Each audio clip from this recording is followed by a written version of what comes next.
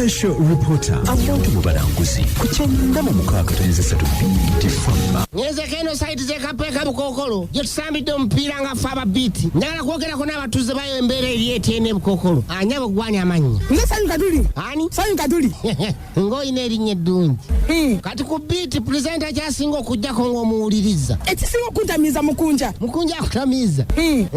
program kyendala ekkuba tambula n'omulembe bagiyita genda n'omulembe alien skin alina wayimbira n'agamba ffe twayiseeko dda gw'okyaliko navaako dda kikyotegeeza mufumbo wavaayodda mufumbo era beera sijasi tolina bugumiikiriza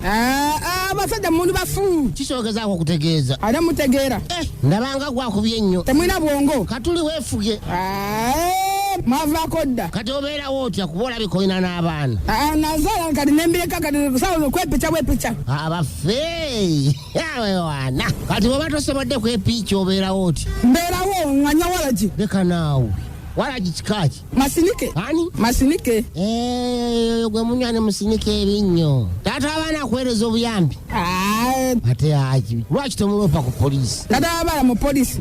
kati kankubuuza engeri gy'oli omulugwala mukikola mutyamu abalugwala mulaavu yammwe ndi mulugwala nesafumbira mumalugwala naawe webereremu nze mbadde mmanyi wayagala mulugwala olina kyusa oyiro nkyuse oyiro nga tonzikiriza na ku romansinga kati pulezidenti akikwandyagadde okutumira essaawa zino kubanga obudde bundiridde empinga Rebeka mbali nyamutumirako Rebeka mutumire mu lugwala Rebeka jiba mingoni ya kale nange ntumira mu lugwala nga sinagenda lubere yakata amazi imichichi panange oba kitegeeza ki ekyo yasamireri